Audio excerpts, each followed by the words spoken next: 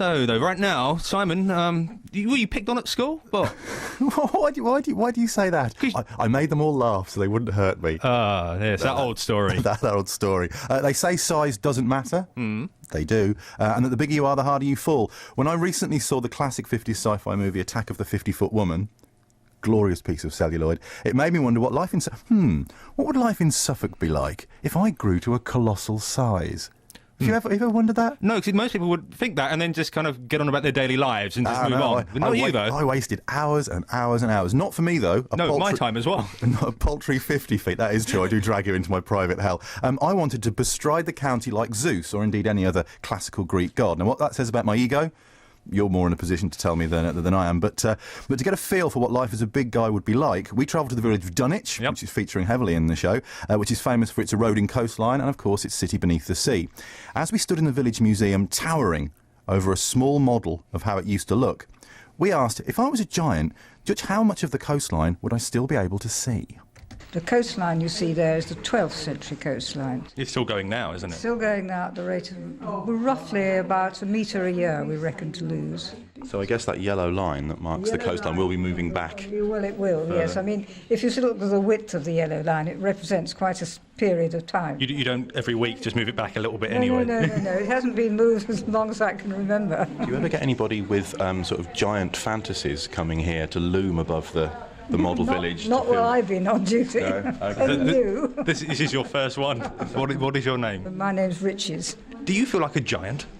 A little bit, yes, I do. Do you think you'd be a benign giant, or would the power go to your head and you'd just smash everything up in an orgy of destruction? Maybe do that, yeah. It's incredible, isn't it? It is when amazing. you see that yellow line and you think all that lot's gone. All those churches. Incredible, isn't it? Now, you said, imagine if you could stand on the coast and look out, because that wouldn't change, would it? I suppose not. Let's try that out, and I'll try and think tall. There's very little perspective, isn't there? So, and the ships look tiny. In fact, if I can just squeeze one between my fingers there. Ow! Ow! There you go, and another one. Ow! And I can kind of gradually feel the sense of size and power rising within me. What sea is this? Is this the Atlantic or the North Sea? You're Mr. Geography. I'm not. I'm Mr. History. It's the North Sea, Tolbert. That's the North Sea. Okay. If I strode my giant legs all the way across there, obviously the ocean would come up to my waist roughly. Where would I end up? Well, I kind of don't want to tell you. I just want to find out where you think you might end up. Greenland, Iceland. You'd end up in kind of Holland and Belgium. Would that be okay for you? That'd be fine. I'd be kicking over windmills and doing other sort of Dutch giant-y things. Are we both giants? Am I a giant as well? That's just me. I want to be a giant. Well, you know. Hello, sir. Hello. This man here wants to be a giant. That's why he's holding his head in shame. Yeah. Right. Can I be a giant as well? Do you think I could be as good a giant as he can? No. What's going on in the world? I kind of look like I should be maybe a giant. What about me? What makes you think I'd make a better I giant? can see you eat run of beans. That's what it's all about. There's a man who knows his giants. You know your giant. Have you known other giants, or just the first Not one? many giants, but I might have to kill you if I told you who they were. What's your name? Graham Locke. Thank you very much. Take care. I've come here quietly to a secluded corner just to think aloud to myself for a few moments. He needs to feel like the biggest man in history. How can I do this? What can I do for him?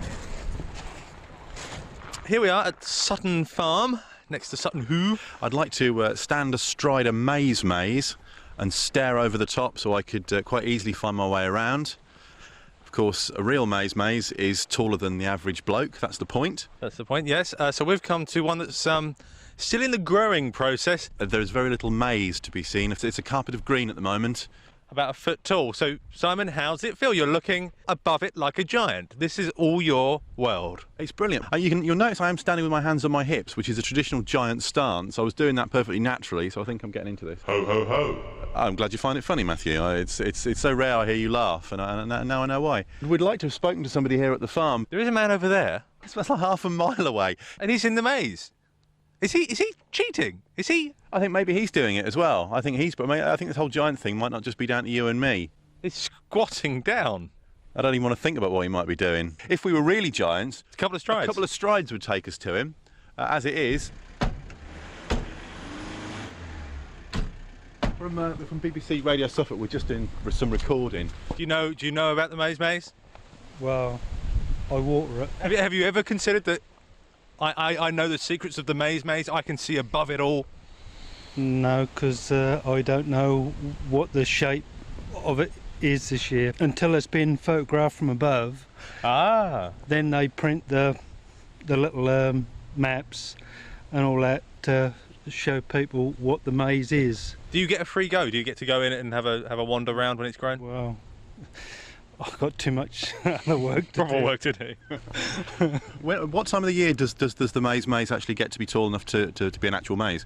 I think it's the end of July, beginning of August. Have you ever known anybody who's actually been tall enough just to see over the top? Yeah, last year, because it weren't that tall, because it was a cold year. Cold, wet year, and it didn't only grow to about 5 foot, so a good adult could see over the top anyway. These are getting quite popular, aren't there? There's quite a few of them knocking around now. A lot of people that come the first year sort of seem to just keep coming year after year, you know. And what's your name, sir? Robert.